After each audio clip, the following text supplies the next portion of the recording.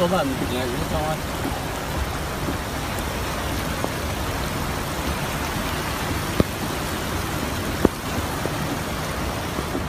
你山顶的水吗？我要吃错。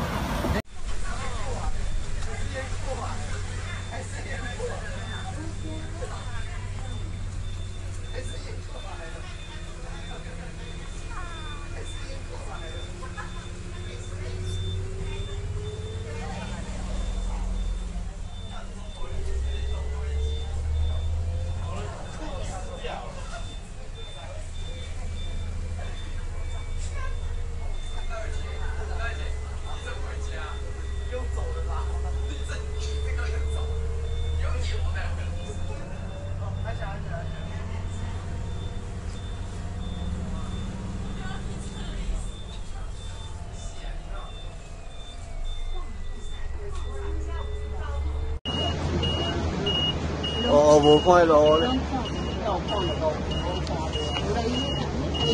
头前啊，你看书啊。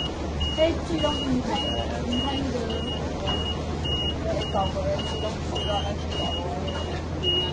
我你那头前的。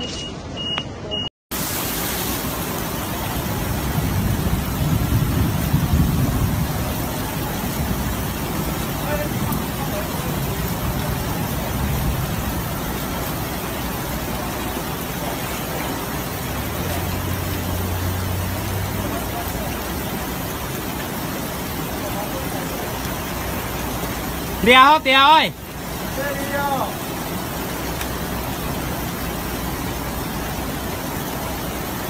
不要走那边啊，那边是河哦。下面是河，要小心哦。河哦。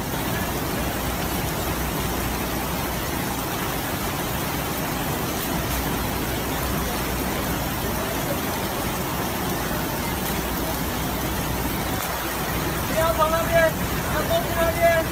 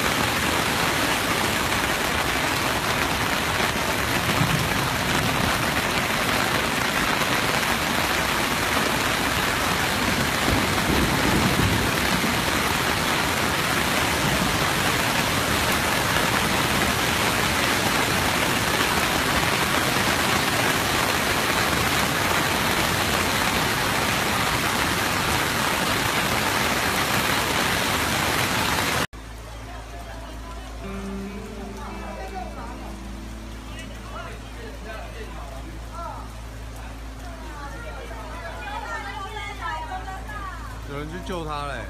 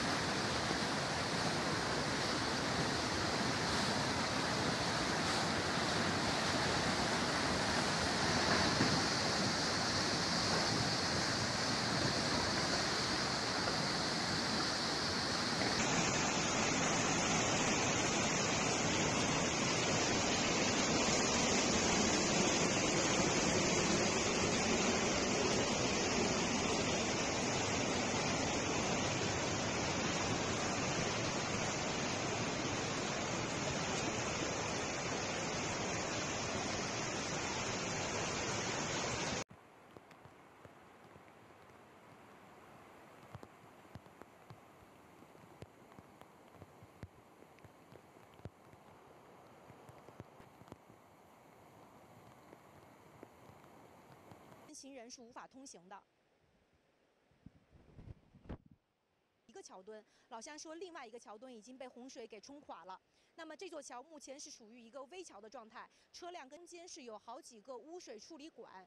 在这里山洪爆发的时候，水位最高的时候是没过部分路基已经被掏空了。大家可以看到我身后的这座桥梁是曲溪乡通往。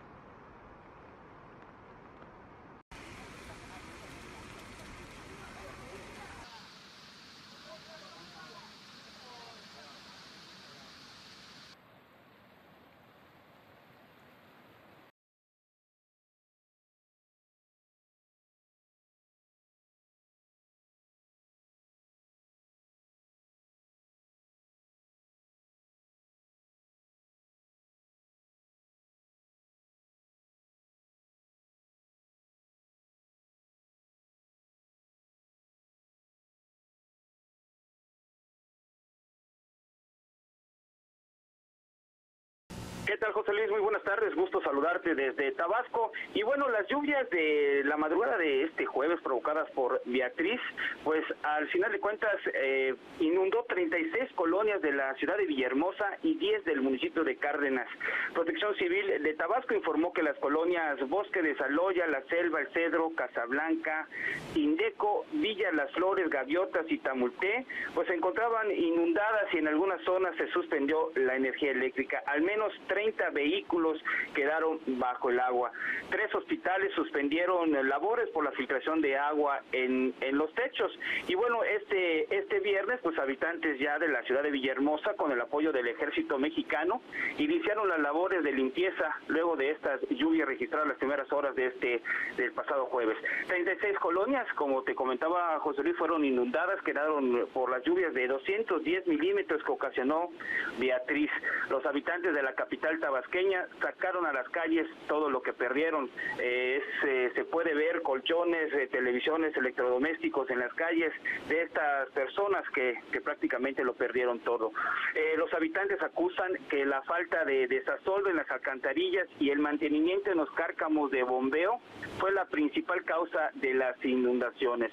Hoy viernes, al menos 5 colonias aún no regresa la energía eléctrica. En 20 escuelas se suspendieron las clases por las afectaciones que sufrieron los planteles escolares. En las colonias Tamulté, El Triunfo, Kibi Sáenz, La Manga y Gaviotas, los habitantes bloquearon las calles en protesta por la falta de atención de las autoridades estatales y municipales. En el hospital del Instituto de Seguridad Social de Tabasco, el agua entró en las instalaciones por la falta de mantenimiento en los techos del nosocomio. El Ejército Mexicano pues continúa con el plan DN3 en auxilio a la población, José Luis. Rápidamente, Gerardo, por favor, ¿dónde están las personas afectadas? ¿Están en sus casas? ¿Están en refugios? ¿Le están dando algún apoyo? Se establecieron algunas mesas de salud para que las personas se acercaran. Se abrió un albergue temporal, las personas no quisieron acudir a esos albergues temporales y se está queriendo implementar algunos comedores para apoyar a estas personas que lo perdieron todo. Muy bien, te mando un fuerte abrazo, muchísimas gracias, Gerardo. Gracias, José Luis, igualmente un fuerte abrazo. Un fuerte abrazo, esto allá en Tabasco. En las últimas horas, el nivel de muchos de los ríos del estado se ha incrementado notablemente y ya se reportan desbordamientos en algunos municipios de la entidad. En Juchitán, el río Los Perros incrementó su caudal y desbordó en la zona urbana en la parte que se conoce como quinta y octava sección.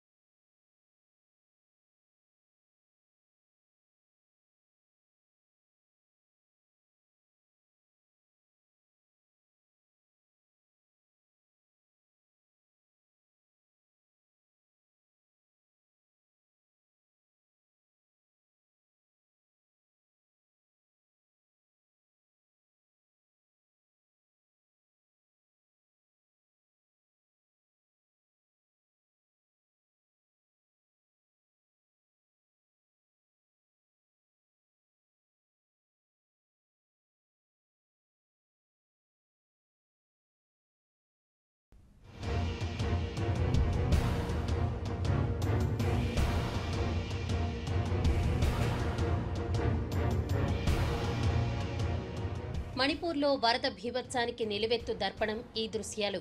ఎడతెరిపి లేకుండా కురుస్తున్న భారీ వర్షాలకు ఇంపాల్ సహా అనేక ప్రాంతాలు అస్తవ్యస్తంగా మారాయి.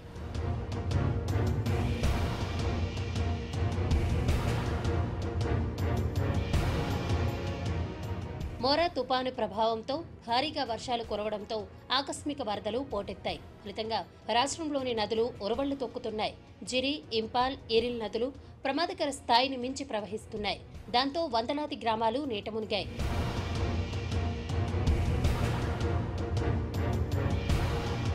తూర్పు ఇంపాల్లోని ఖురై, వ్యాంకీ ప్రాంతాలు ముంపునకు గురయ్యాయి. అటు లాంషాంగ్లోని సెక్మై నదిపై ఉన్న జలాశయం భారీ వర్షాలకు దెబ్బతింది.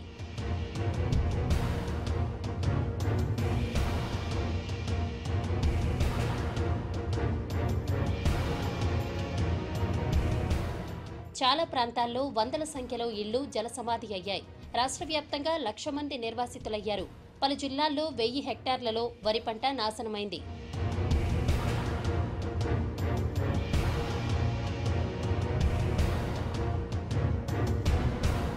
అటు మిజోరాం, నాగాలాండ్, త్రిపుర తదితర ఈశాన్య రాష్ట్రాల్లోనూ వరద బీభత్సం కొనసాగుతోంది. చాలా చోట్ల భారీ నుంచి అతి భారీ వర్షాలు కురుస్తున్నాయి. మిజోరాంలోని సైహా జిల్లాలో 100కు పైగా ఇళ్లు ధ్వంసమయ్యాయి.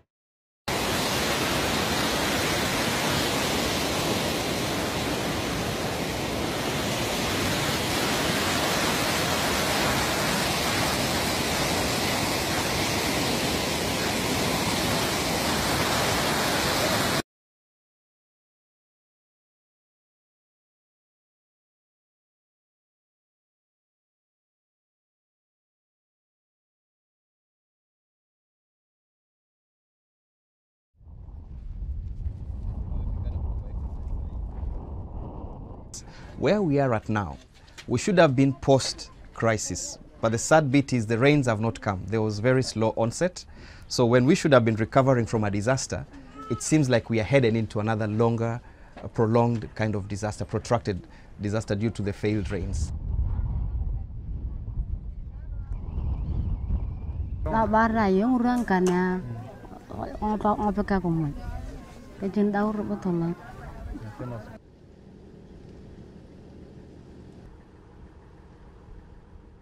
There are enormous food needs in Kenya between now and the end of this year.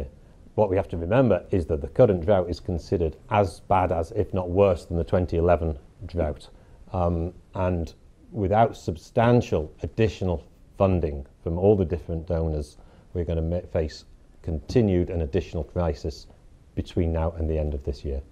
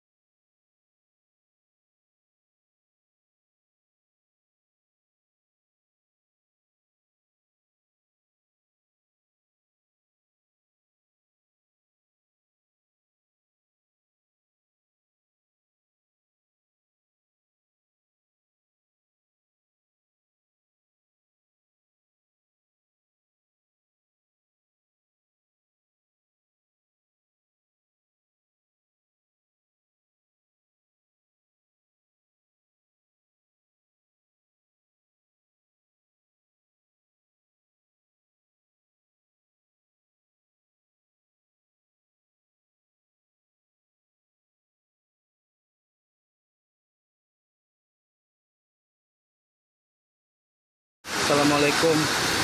Banjir besar mah. Itu air.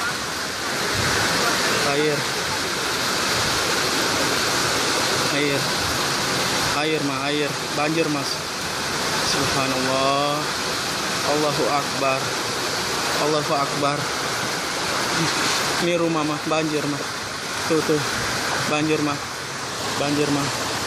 Allahu Akbar.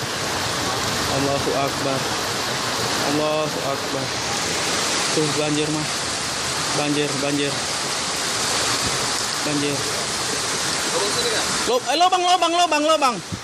Lubang. Allahu Akbar.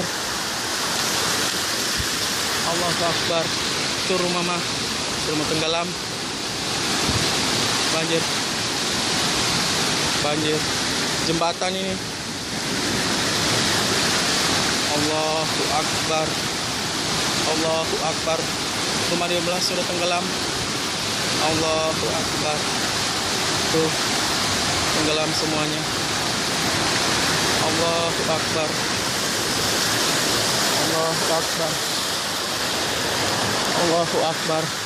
Rumah sana. Allahu Akbar.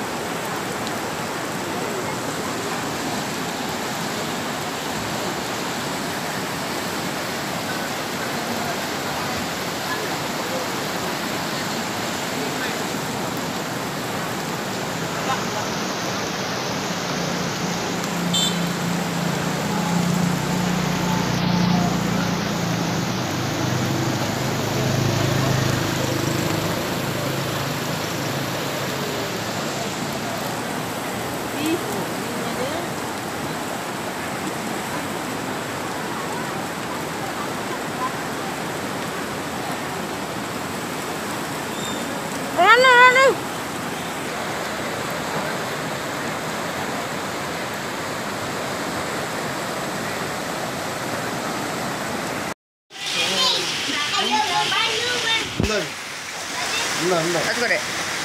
Saya ini perekam kamera. Tuh, dalam nih. Aisyah, dalam aku banjir kok. Kalau aku banjir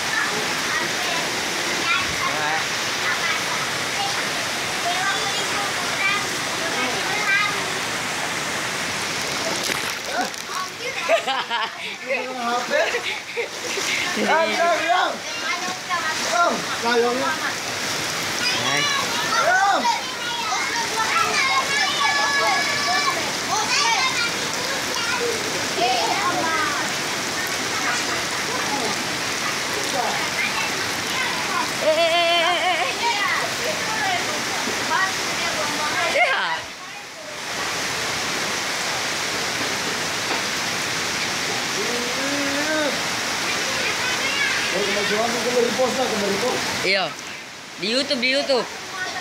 Kampung Salo dihancurkan.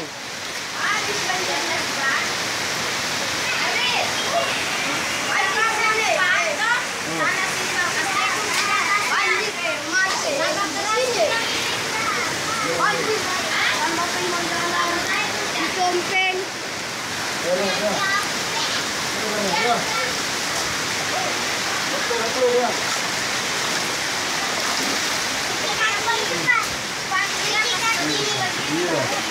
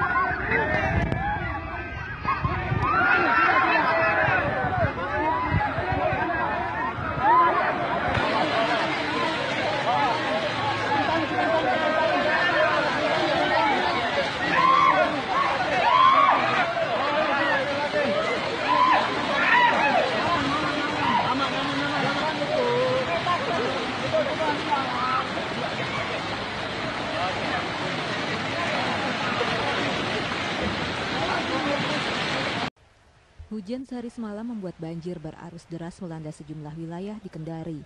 Di tengah derasnya arus, warga mencoba menyelamatkan harta benda mereka. Di Kelurahan Kampung Salo, ratusan rumah terendam banjir hingga ketinggian mencapai 2 meter. Warga terpaksa dievakuasi. Dibantu aparat TNI, warga mengungsi dan menyelamatkan barang-barang mereka. Banjir yang melanda Kendari sudah 3 hari terjadi. Masya Allah, hari ini seperti kembali ke tahun 2013 yang lalu, Kampung Salo dan mungkin seluruh kota Kendari banjir kembali. Dan kami di Kampung Salo ini mudah-mudahan suasananya ini tidak sampai ikut dengan longsor. Banjir juga melanda ruas Jalan Poros Anduonohu, Kecamatan Poasia. Derasnya arus membuat polisi membantu warga menyeberangi derasnya arus. Seorang ibu yang menggendong bayinya harus dibantu petugas. Banjir yang merendam rumah toko di pinggir jalan ini juga membuat aktivitas warga terganggu. Dengan api air tidak berfungsi begitu Pak ya? Ini memang. Di Jambi, ratusan rumah di 4 desa di Kabupaten Merangin terendam banjir. Banjir yang mencapai ketinggian 60 cm merendam permukiman warga di Desa Kembang Bungo, Kecamatan Tabir Timur. Banjir juga merendam sebuah sekolah dasar di desa ini. Banjir menggenangi ruang kelas di sekolah. Sementara masih bertahan di rumah masing-masing. Kalau rumah ada yang jelas rumahnya kebanyakan rumah panggung kan. Gitu ya. Nah, jadi pada dataran tinggi model ini warga-warga yang rumahnya rendah mengungsi ke rumah yang di dataran tinggi kan.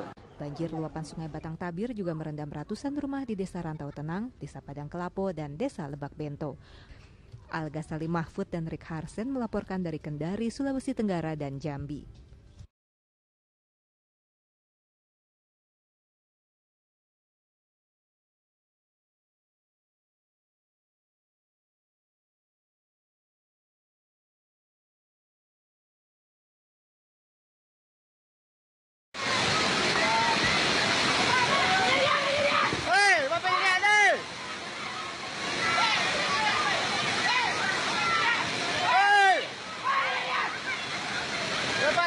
Lepas. Longsor.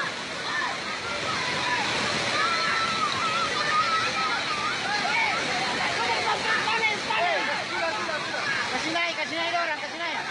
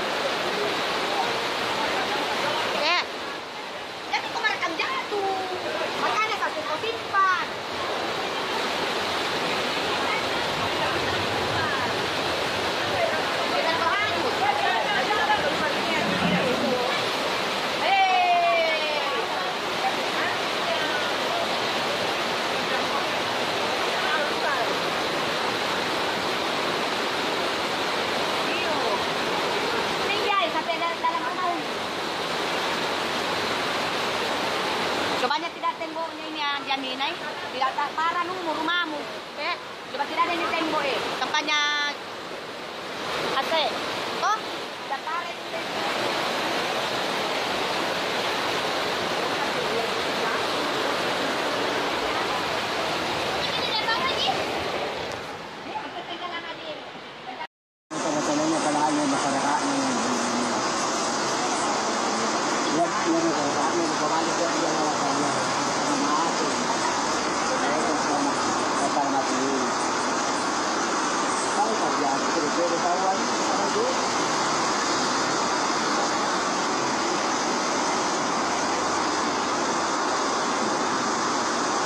Di ano juga itu di Bajoy, Sinjai. Itu kan anda dibilang sebenarnya mengatakan. Tapi di Makassar tidak terlalu kalau waktu timur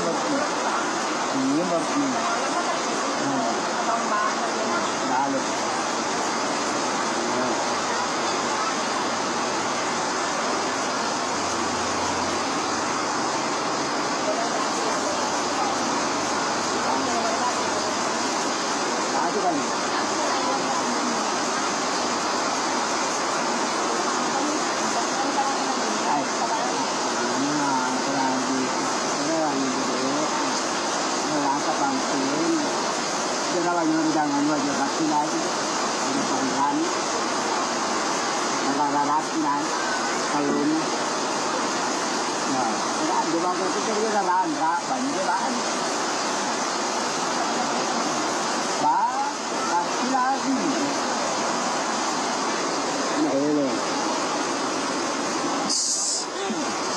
Nanti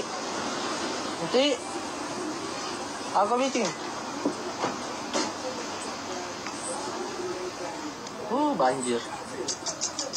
Naik di tangga sampai perut nih.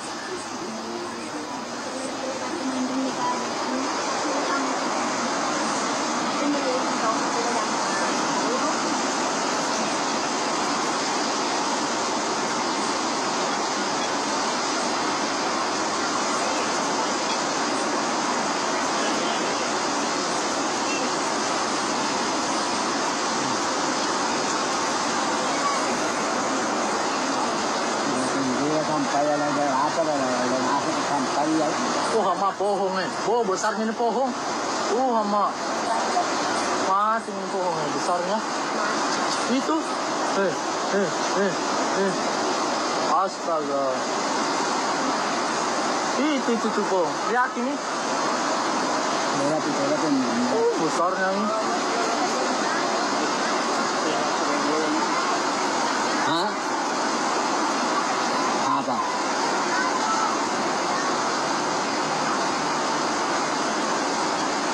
Saya jangan turun sopir ada buam nih.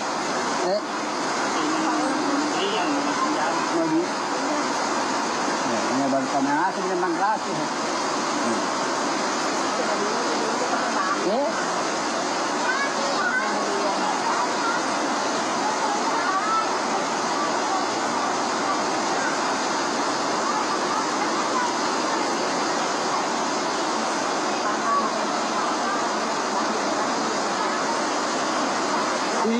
Jago yang selesai. Asli nenek, asli. Ya asli nenek. Enggak, bukan begitu ini.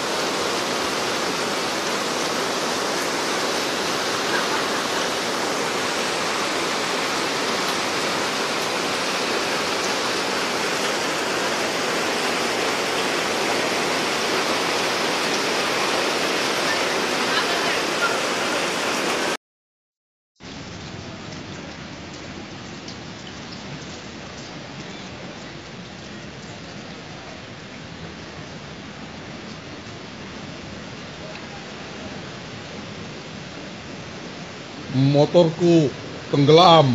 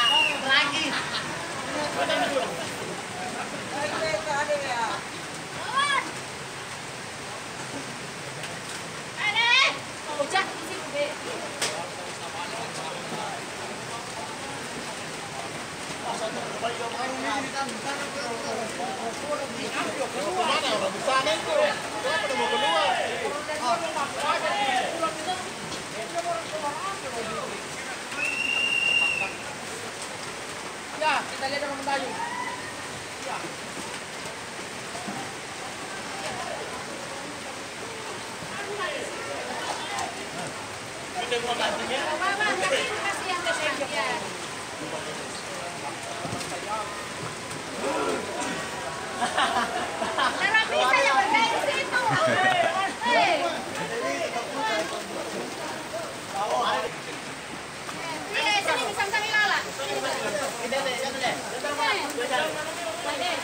Yang penting 2 orang aja.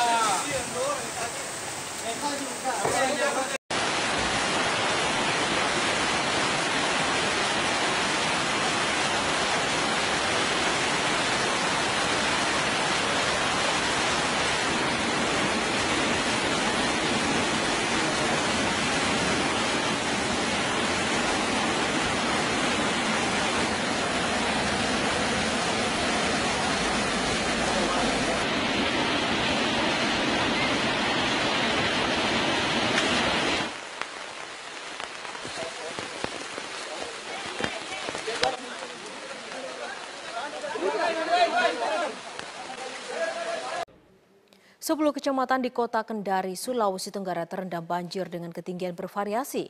Bahkan ada lokasi yang ketinggian banjirnya mencapai 2 meter.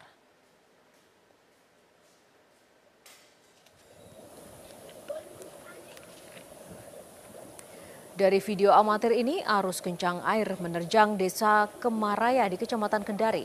Dari 10 kecamatan yang merendam Kota Kendari di Sulawesi Tenggara, banjir terparah ada di wilayah Manunga dan ketinggian air mencapai 2 meter. Banjir juga merendam Sekolah Dasar Negeri 13 Baruga dan SMP Negeri 9 Kendari dengan ketinggian air mencapai 1 meter. Akibatnya ratusan siswa diliburkan. Banjir terjadi akibat hujan yang mengguyur selama 2 hari berturut-turut hingga terjadi luapan saluran air. Selain banjir juga terjadi longsor di titik berbeda yang menyebabkan seseorang meninggal dunia.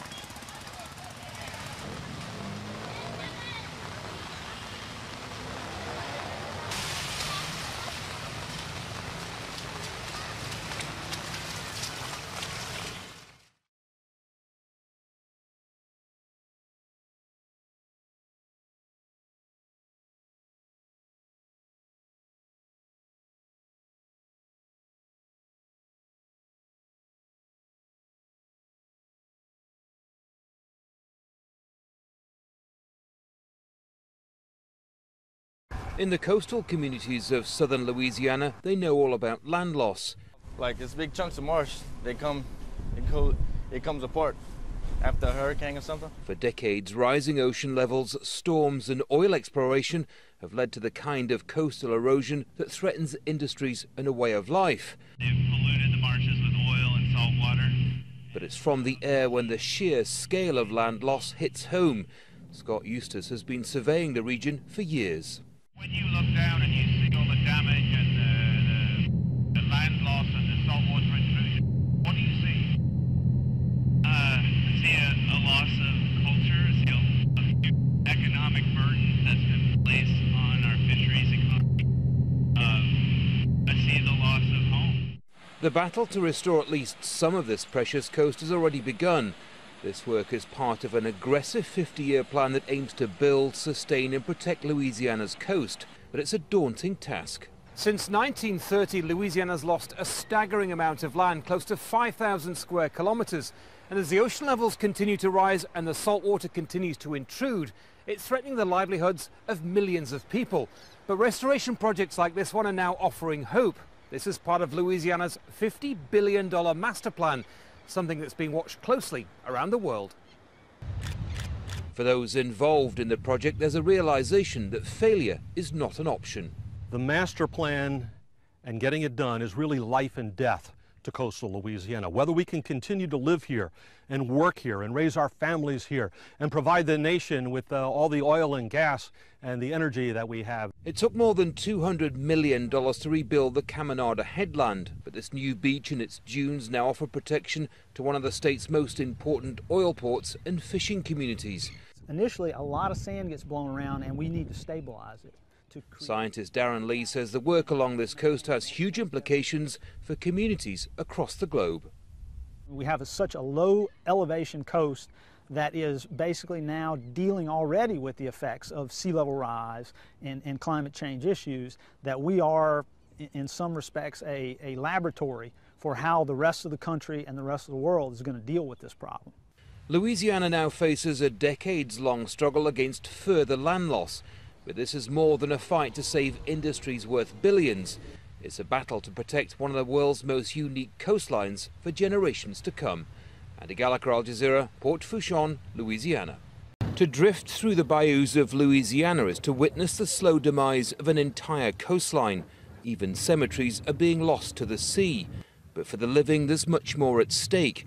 Throughout this unique and fertile region, Native American tribes are on the front line of massive land loss and saltwater intrusion. Tribal members on Isle de Jean Charles are due to be relocated, but for others, time is running out. From on the boat, we used to pull the marsh grass. That's how narrow the bayou was. Teresa Dardar has lived here most of her life, and predictions that her community may be submerged are hard to accept. And I can't picture that. You know, maybe I'm like the people that don't believe in climate change and sea level rise. Maybe I'm in denial like they are about that, you know. But I guess it's because I want to hold on to it. Massive coastal restoration projects are underway, and a series of levees provide vital protection from flooding. But the land loss is staggering. Even when you witness firsthand ghost trees and you hear the tales of how the land is eroding here, it's hard to quantify what's actually happening. But according to one geological survey, this area in 1916 was 10% water. Now it's 90%. Donald Dardar has one of only a handful of gardens left in this community. In years gone by, tribal members grew their own crops, but now many exist on a diet of processed food. And Donald, close to tears when we talk to him, has little hope for the future. Ain't no way. It's going to be, well, I'd say less than 50 years before nothing's done. The prediction is 50 years, but I don't know where they get the predictions. To me, it seems like it will go faster than that, the way we lose the land. Louisiana's governor's now declared a state of emergency, calling for immediate and urgent action to prevent further damage. But generations of tribal history and culture are under threat.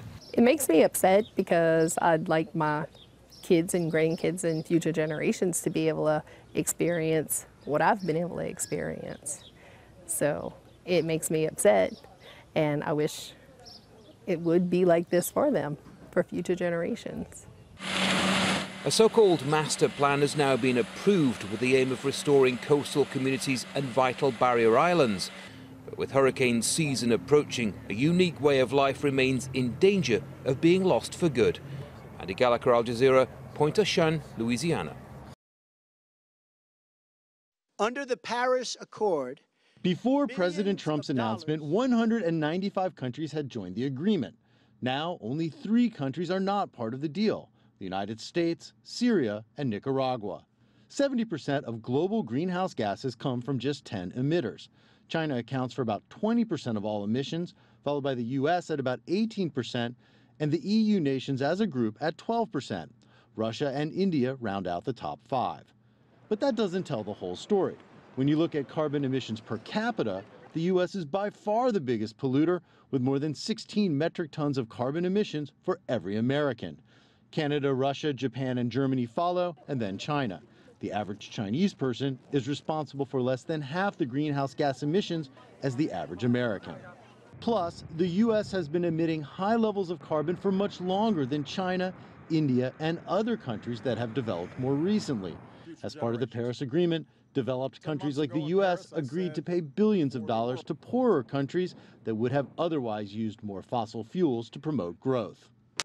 That appears to be off the table now, as is the U.S. commitment to reduce greenhouse gas emissions by 26 to 28% by the year 2025. With the U.S. out of the agreement, it will be much more difficult to reach that 2-degree goal. Jim Spellman, CGTN, Washington. In a continent that's barely contributed to greenhouse gas emissions, scientists predict Africa will feel the full impact of climate change. That impact is already being felt through drought, food shortages, floods and storms.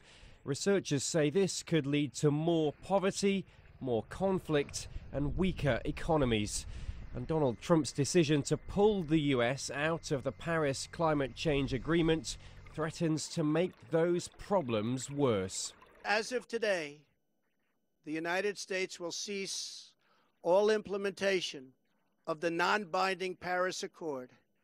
This includes ending the implementation of the nationally determined contribution and, very importantly, the Green Climate Fund, which is costing the United States a vast fortune. The Green Climate Fund promised $100 billion a year to help developing countries mitigate climate change. 20% of the fund would go to projects in Africa. Environmental activists say the loss of US money is a blow for African nations. The primary problem is going to be food insecurity. And there are solutions to those problems, right? We know how to address drought and famine in a lot of ways. They just need resources. And unfortunately, the United States and the Trump administration has basically said that we're going to leave communities to fend for themselves and we're not going to provide the resources they need. President Trump, you're so vile! Supporters of the Paris Agreement say they hope other countries will remain committed to combating climate change. There is a momentum in one direction. The United States government has decided to take to step away from a table that is going to keep working on solutions for climate change. We don't yet know what the full impact of Donald Trump's decision to take the US out of the Paris deal will be. The fear for African countries is that they'll feel that impact sooner, and for them, it could be much worse. Harry Horton, CGTN, Washington. The timing of this high-level summit could scarcely have been more appropriate. And although the discussions covered human rights, globalized trade and investment, climate change dominated.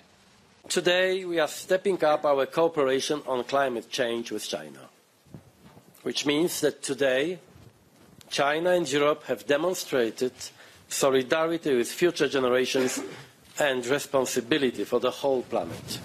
As far as the European side is concerned, we were happy to see that China is agreeing to our unhappiness about the American climate decision. There have been changes in the international situation and there have been uncertainties and destabilizing factors. Under such circumstances, it's important that China-Europe relations become more stable so as to counter the uncertainties in the world.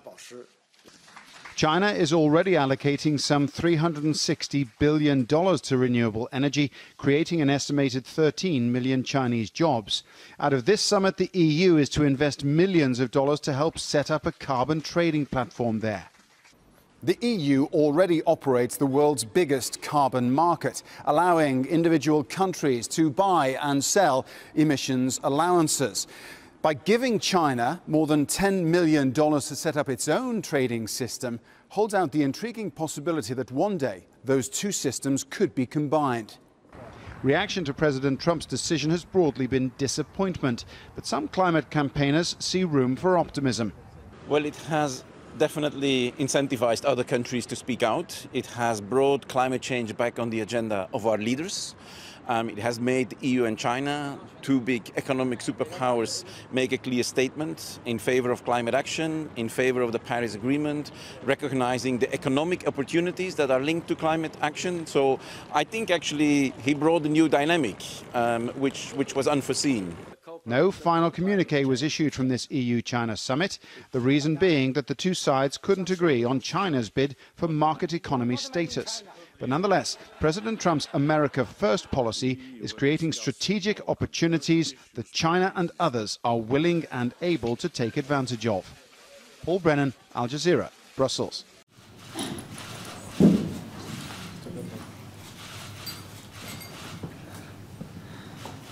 Americans don't need Washington to meet our Paris commitment, and Americans are not going to let Washington stand in the way of fulfilling it. That's the message that mayors, governors, and business leaders across the United States have been sending. So today, I want the world to know the U.S. will meet our Paris commitment. The United States has a commitment for roughly $15 million, and if the government chooses not to fulfill that, my foundation will do that. And if others want to help us, we'd be happy to take the help. No, I'm not.